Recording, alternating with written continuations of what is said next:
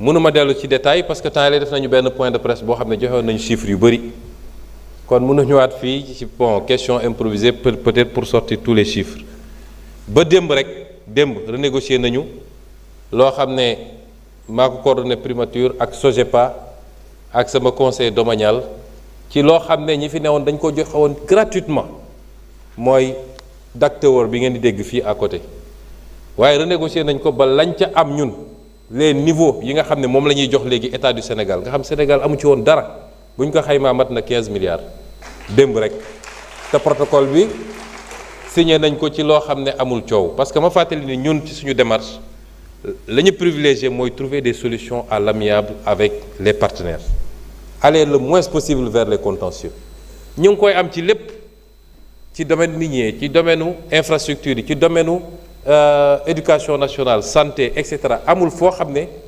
renégocier wuñu ay contrat yu fi nekkoon yoo xam ne fii jël nañ fi 30 milliards fii 25 milliards fii keroog bi ñuy def exposé bi je crois qu'on a donné avec tous les chiffres te liggéey boobu dinañ ko wéyal ñu ngi dugg léegi ci domaine yu mag yi gis ngeen barki démb déggoo nañu ba jëlaat nañu yaakaar teranga te jaralul Sénégal fukki dërëm am na ñu ne woon du musa ne ba ñu ne opposition ne on va renégocier dañ ne woon mënul ne waroon nañu am ngor gu mat ni bi mu amee ñu njëkk a tàccu ne bravo waroon nañ ko am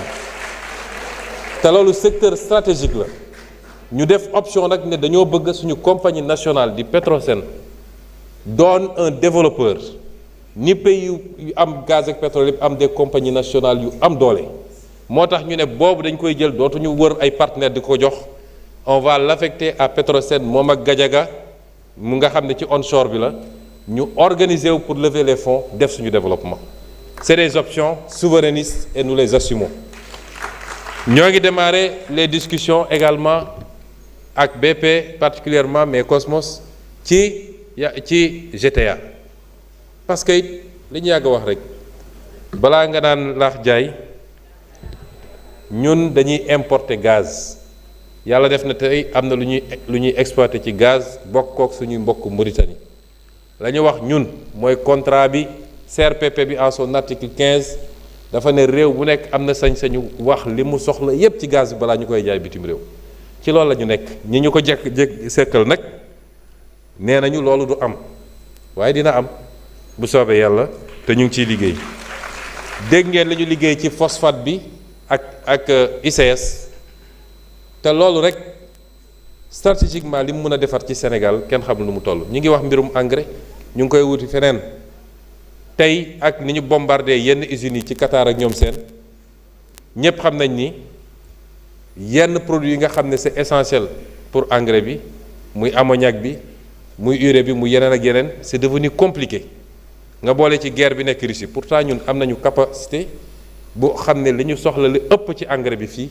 surtout nag les engrais sur mesure mën nañ ko defar fii pour suñu agriculture exporter l'excédent dans la sous-région te loolu moo newoon le projet initial des ICS moo tax ñu joxoon action ay réew yu bëri Côte d'Ivoire amoon na ci action Cameroun amoon na ci action et cetera parce que dañ leen bëggoon intéressé ba lu ñu def ñu mun koo jaay ci seen marché ñoom ñu dem yàq projet boobu yépp avec une privatisation catastrophique boobu ba léegi ñu perte si bañ ko xayma ba xayma ëpp na 2000 milliards yoo xam ne ñàkk nañ ko fii réewu Sénégal ci privatisation boobu kon ñu ngi ci liggéey renégociation bi par la grâce de Dieu mi ngi avancé et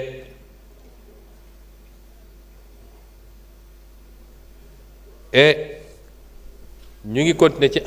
am na ku ma bind ne ma da nga leeral ni da nga waxoon ni amul fonds politique primature mosuma wax loolu dama ne ñii taxaw naan y a 7 milliards de fonds politiques à la primature ku ci wóolu boppam na ko répéter parce que waxuñu dëgg y a jamais eu 7 milliards en tout cas du sama primature man peut-être yi jiitu woon waaye wax naa leen ni 1 milliard 770 millions moo fa nekk amul lu ma ciy nëbb c'est transparent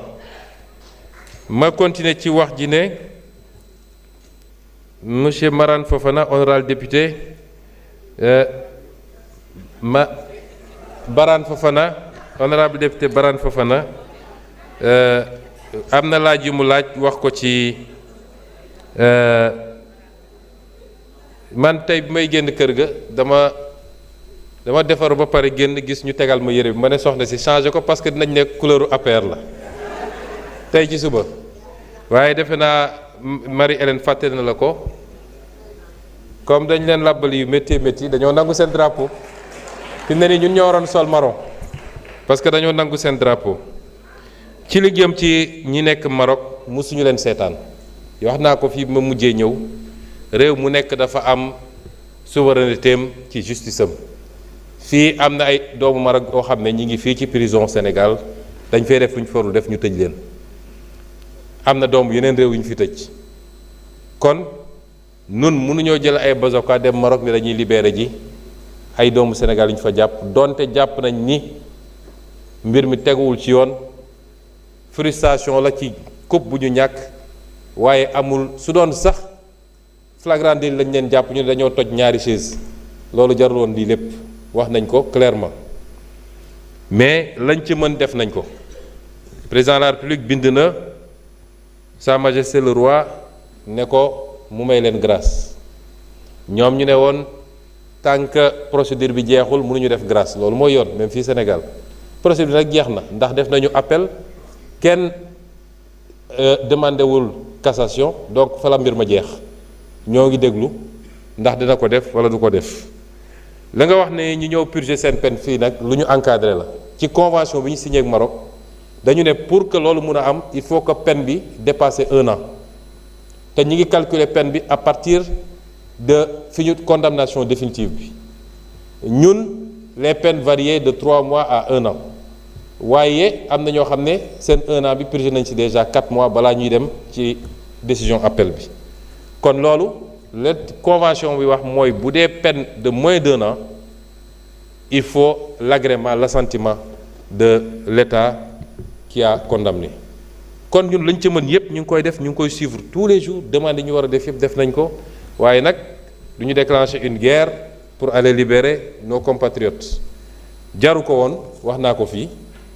te ñaari réew yoo xam ne wax nañ ni seen diggante yàgg na rafet na am na loo xam ne xaju si waaye nag foofu lañ ci mën a yem pour le moment et nos consuls rendent visite régulièrement pour savoir dans quel état nos compatriotes se trouvent là-bas wax nañu aussi li jëm ci pour élection yi bon li ministre urbanisme wax léegi lu am la waaye ñaar yooyu bokkul la nga xam dafa jëm ci acte 4 bi loolu amul dara lu ci yàkkamti waaye li jëm ci code électoral bi mooy problème bi parce que bu dee dafa am modification ñu bëgg a def ci code électoral bu ñu ko deful ba mu des 6 mois ci élection bi mënatuñ koo def wala suñ ko defee mënuñu koo appliquer donc peut-être question yi ci loolu la jëm mais ministre bi de tontu na ni weesoogul donc ñëpp a ngi toog di xaar mais de su may wax man en tant que ku jiite parti politique it la may wax mooy Pastef tient à ce que les élections se tiennent à date ku parewul pare woo nun pare nanu